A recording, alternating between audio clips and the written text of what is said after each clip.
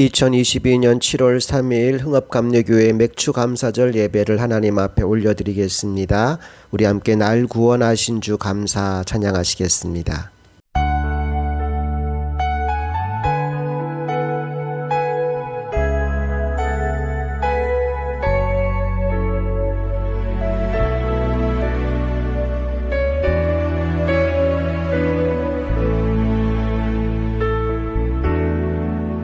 날 구원하신 주 감사, 모든 것 주심 감사. 지난 추억이네 감사. 주 내 곁에 계시네. 향기로운 봄철에 감사. 외로운 가을날 감사. 사라진 눈물도 감사. 나의 영혼 평안해. 응답하신 기도 감사. 거절하신 것 감사. 해처럼 높으신 감사. 모든 것 채우시네. 아픔과 기쁨도 감사. 절망 중 위로 감사. 증량 못할 은혜 감사. 크신 사랑 감사해.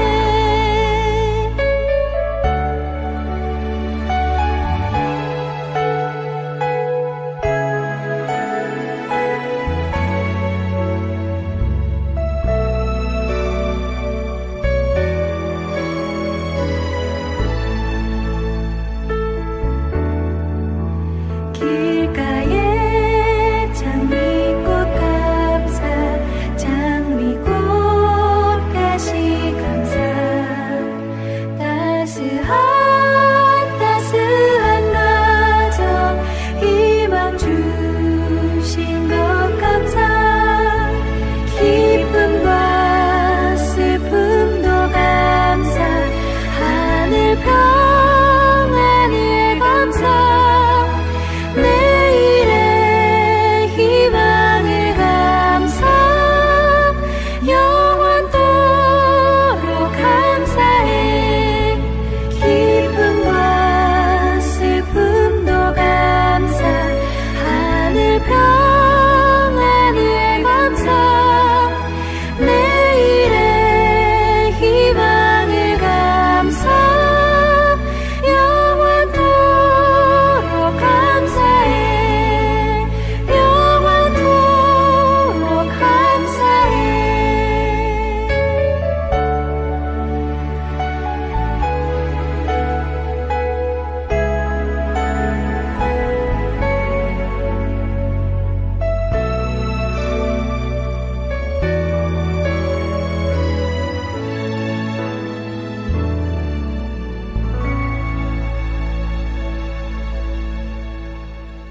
찬송가 593장 아름다운 하늘과 한 장 더 찬양합니다.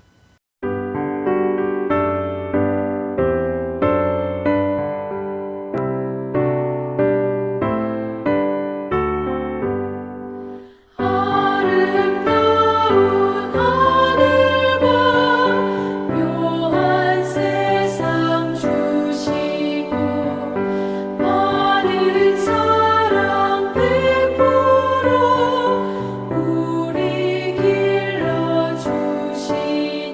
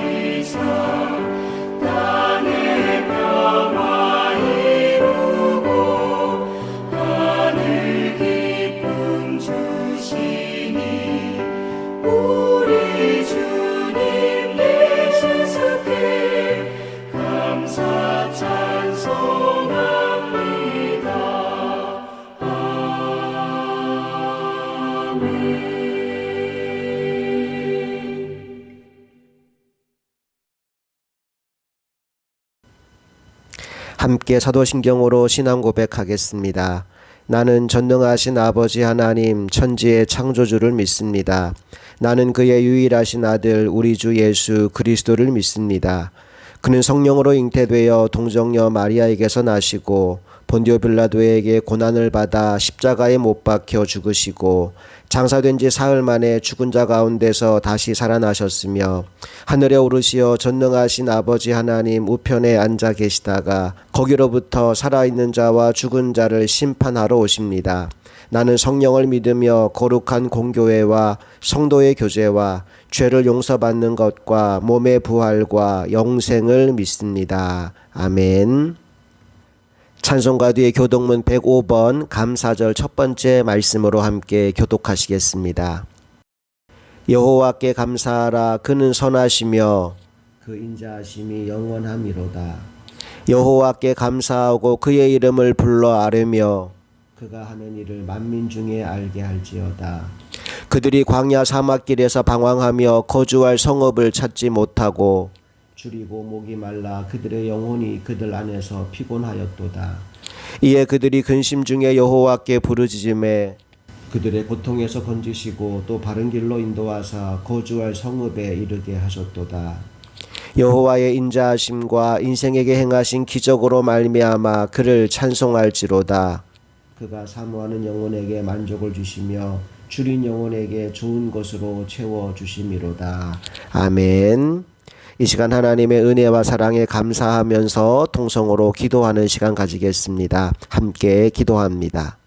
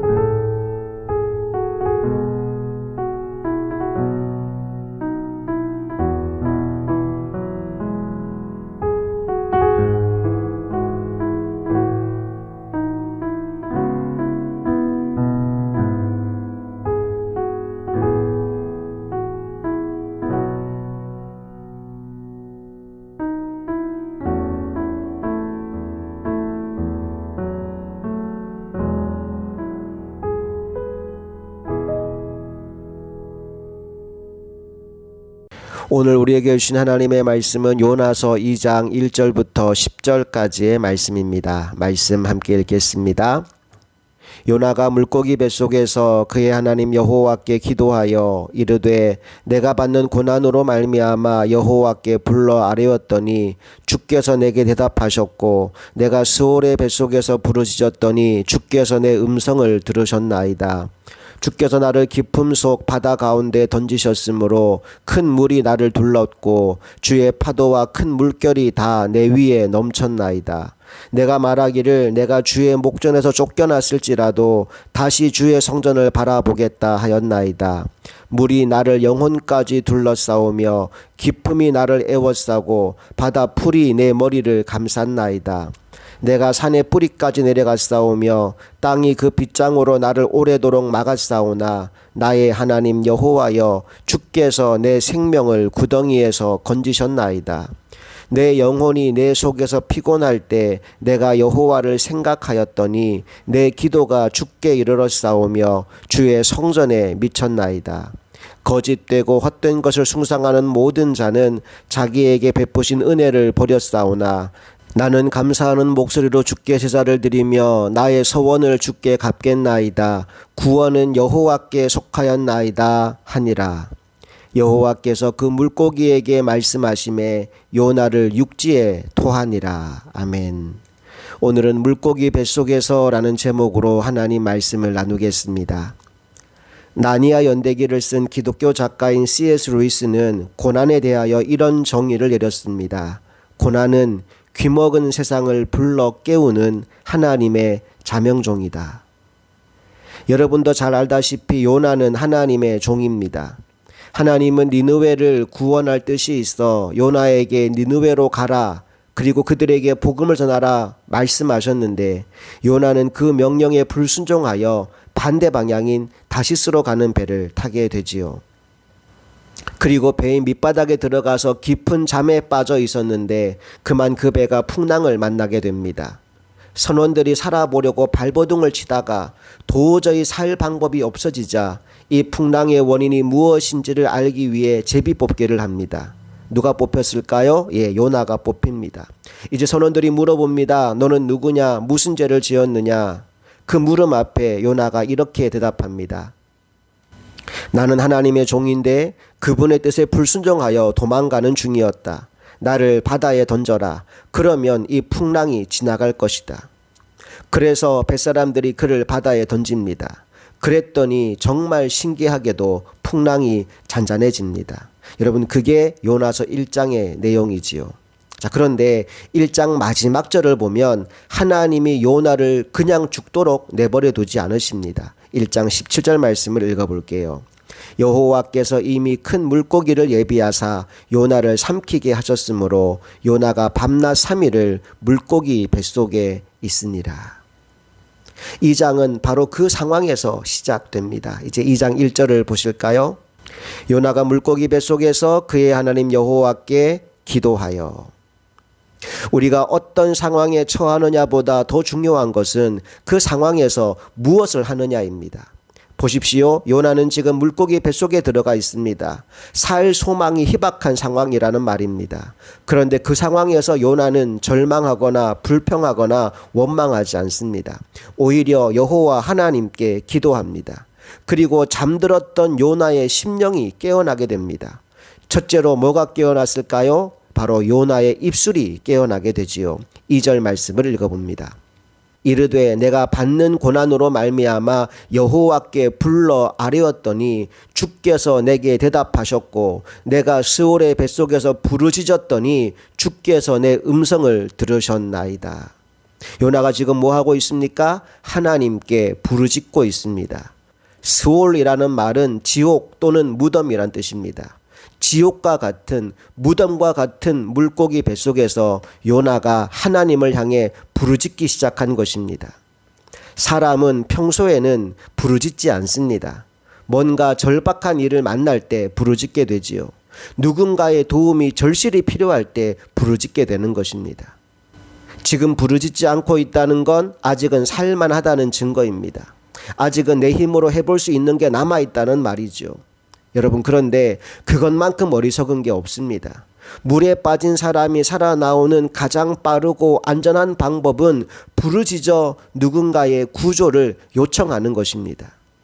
여러분 각자에게는 자신만의 고난과 어려움이 분명히 있을 텐데 지금 그 고난은 하나님께 부르짖으라고 주신 기회의 시간임을 잊지 마시기 바랍니다. 예레미야 33장 3절에 뭐라고 말씀하십니까? 우리 함께 읽어봅시다. 너는 내게 부르짖으라. 내가 내게 응답하겠고 내가 알지 못하는 크고 은밀한 일을 내게 보이리라. 소경 바디메오는 부르짖어서 주님의 걸음을 멈추게 했습니다. 그리고 눈을 뜨는 기적을 경험하게 됩니다. 만약 그가 부르짖지 않았다면 주님은 바디메오 곁을 지나가셨겠지만 바디메오에게는 아무런 일도 일어나지 않았을 것입니다. 그러나 그가 부르짖었을 때 소경 바디메오는 눈을 뜨는 기적을 경험하게 된 것입니다. 오늘 우리의 일상의 삶을 기적의 현장으로 바꾸기를 원하신다면 요나처럼 바디메오처럼 부르짖게 되시기를 간절히 소망합니다. 그런가 하면 두 번째, 요나가 당한 고난은 요나의 시선이 깨어나게 만듭니다. 4절 말씀을 볼까요? 내가 말하기를 내가 주의 목전에서 쫓겨났을지라도 다시 주의 성전을 바라보겠다 하였나이다. 우리가 문제를 바라보고 있으면, 문제를 묵상하고 있으면 절대로 그 문제에서 빠져나올 수 없습니다. 그 문제를 빠져나오는 방법은 주님을 바라보는 것입니다. 주님의 말씀을 묵상하는 것입니다. 시편 121편 1절 2절은 이렇게 말합니다. 내가 산을 향하여 눈을 들리라. 나의 도움이 어디서 올까? 나의 도움은 천지를 지으신 여호와에게서로다.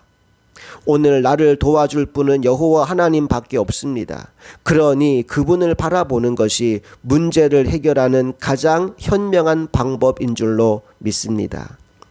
히브리서 12장 2절 말씀에 이런 말씀이 나와요. 함께 읽어볼게요. 믿음의 주여 또 온전케 하시는 이인 예수를 바라보자.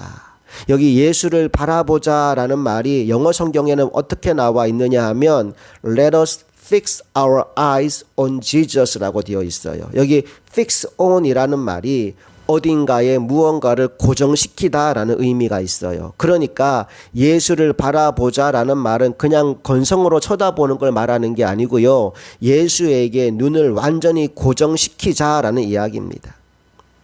예, 그렇습니다. 시선을 주님께 고정시키는 것, 문제를 보지 않고 주님을 보는 것, 여러분 그것이 고난을 넘어가는 비결이라는 거예요. 어느 날 주님이 바다 위를 걸어오셨습니다. 그걸 바라보던 베드로가 자기도 걷고 싶다고 말합니다. 그러자 주님이 오라고 하시지요. 그 말을 듣고 베드로가 바다 위에 발을 내밀었는데 놀랍게도 물에 빠지지 않는 겁니다. 베드로가 바다 위를 걷기 시작해요. 그런데 어느 순간 그가 물에 빠져 허우적거리기 시작합니다. 주님이 사라지셔서 그런 게 아닙니다. 주님의 능력이 없어서가 아닙니다. 베드로의 시선이 주님에게서 바람과 파도로 옮겨졌기 때문입니다. 여러분, 오늘 저와 여러분이 바라보고 있는 것은 무엇입니까? 주님입니까? 아니면 거센 파도입니까? 오늘 우리의 시선이 무엇을 바라보고 있느냐가 우리 인생의 다음 장을 바꾸게 될 것입니다. 오늘 본문의 요나는 이렇게 고백했어요. 4절을 다시 봅시다. 내가 말하기를 내가 주의 목전에서 쫓겨났을지라도 다시 주의 성전을 바라보겠다 하였나이다. 다시 주의 성전을 바라보겠다 하였나이다. 그의 시선이 깨어납니다. 오늘 함께 예배하는 여러분 모두의 시선도 깨어나게 되시기를 간절히 바랍니다. 마지막 세 번째로 이 고난은 요나로 하여금 감사가 깨어나게 만듭니다. 9절 말씀을 읽어볼게요. 나는 감사하는 목소리로 주께 제사를 드리며 나의 서원을 주께 갚겠나이다. 구원은 여호와께 속하였나이다 하니라. 놀랍게도 이 말씀을 보면 감사와 구원이 함께 묶여 있어요. 이런 비슷한 말씀을 신약 성경에서도 찾아볼 수 있습니다. 누가복음 17장에 보면 어느 날 예수님이 10명의 나병 환자를 만나게 되는데 그들에게 제사장에게 가서 몸을 보이라 말씀하시죠. 그래서 그들이 함께 달려가게 됩니다. 그런데 가는 도중에 자신들의 몸을 바라보니 깨끗하게 나아 있어요. 그리고 고침받은 기쁨을 마음에 품고 9명은 가던 길을 계속 갑니다. 그리고 그 중에 한 명만 다시 예수님께 돌아와서 감사를 표현하지요. 누가복음 17장 16절 말씀을 읽어봅시다. 예수의 발 아래에 엎드리어 감사하니 그는 사마리아 사람이라. 똑같이 병고침을 받았는데 어떤 사람은 돌아와서 감사를 표현하고 어떤 사람은 아무런 반응을 보이지 않은 채 자기 길을 가더라는 거죠. 자, 이제 감사하며 돌아온 그 한 사람에게 예수님이 하신 말씀을 들어봅시다. 누가복음 17장 17절부터 19절까지 읽어볼게요. 예수께서 대답하여 이르시되 10사람이 다 깨끗함을 받지 아니하였느냐? 그 9은 어디 있느냐? 이 이방인 외에는 하나님께 영광을 돌리러 돌아온 자가 없느냐 하시고 그에게 이르시되 일어나 가라. 내 믿음이 너를 구원하였느니라 하시더라.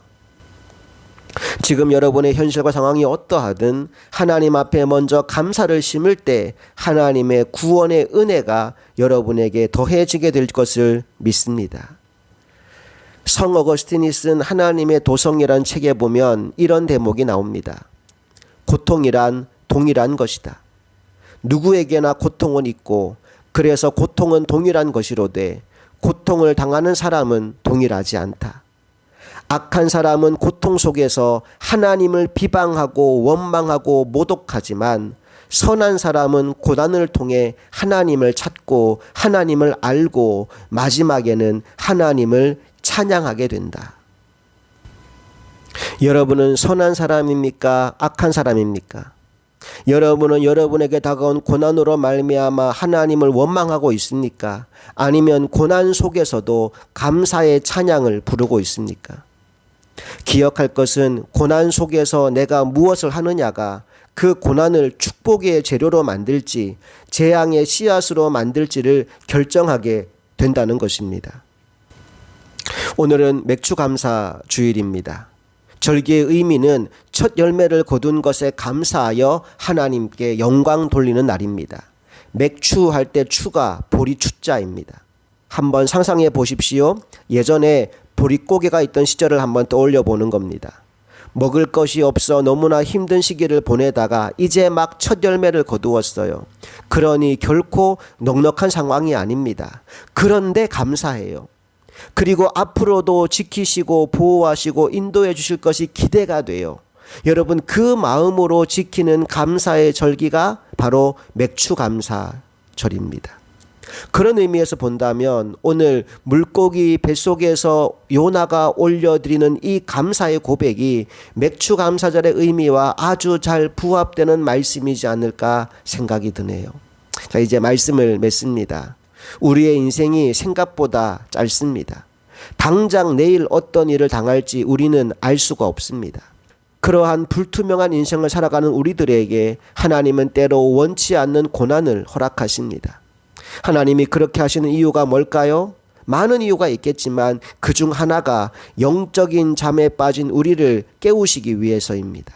그래서 고난이 올 때 우리는 오늘 본문의 요나처럼 깊은 잠에서 깨어나야 합니다. 입술이 깨어나서 하나님께 부르짖고 시선이 깨어나서 하나님의 영광을 바라보고 감사가 깨어나서 하나님이 예비하신 더 큰 복을 누리며 살아가는 우리 모두가 될 수 있기를 간절히 소망합니다. 함께 기도하겠습니다. 좋으신 아버지 하나님, 인생에 여러 가지 고난이 있지만 여전히 힘들고 아픈 삶이 우리 앞에 놓여져 있지만 그러나 맥추감사주의를 우리에게 허락하시니 감사합니다. 지금까지 살아온 것이 모두 하나님의 은혜였고 하나님이 예비한 복이 우리를 기다리고 있는 줄로 믿습니다.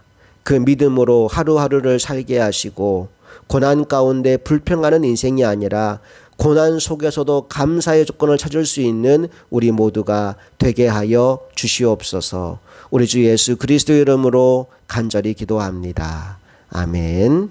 우리 함께 왜 나만 겪는 고난이냐고 찬양하시면서 준비하신 예물 하나님 앞에 올려드리겠습니다.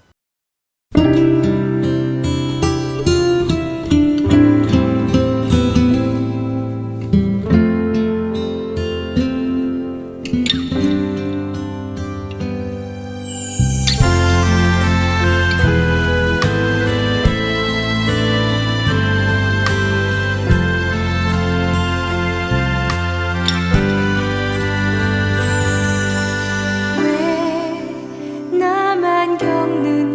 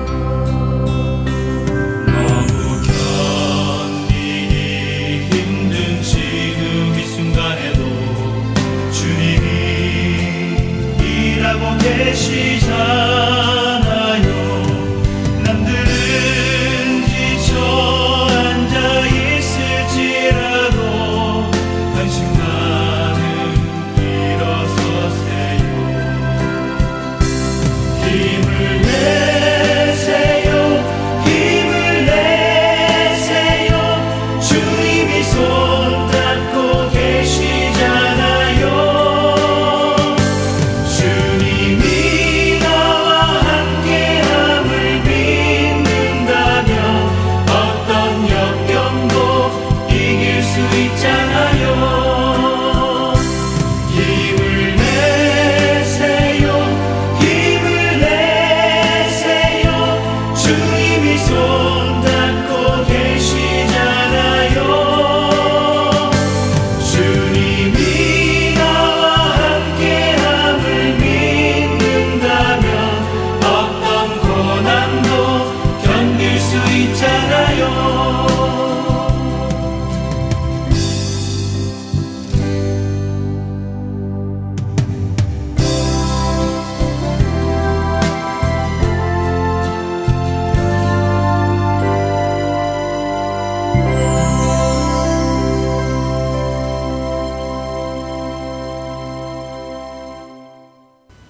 드려진 예물 위해 한 번 더 기도합니다. 하나님 아버지 감사합니다. 이 시간 맥주 감사 주일을 맞이하여 감사의 마음을 담아 귀한 예물을 아버지께 올려드리는 손길들이 있습니다. 11조와 감사의 물과 일천번제와 성교헌금과 주일헌금과 기타 여러가지 마음의 소원과 기도의 제목을 담은 예물을 아버지 손에 올려드리오니 이 물질을 연락하여 주시고 감사를 먼저 심는 이들에게 하나님의 예비한 더 큰 복을 허락하여 주시옵소서. 삶 가운데 주님이 나의 목자 되시니 부족함이 없다는 고백이 날마다 이어지는 인생들이 다 되게 하여 주옵소서.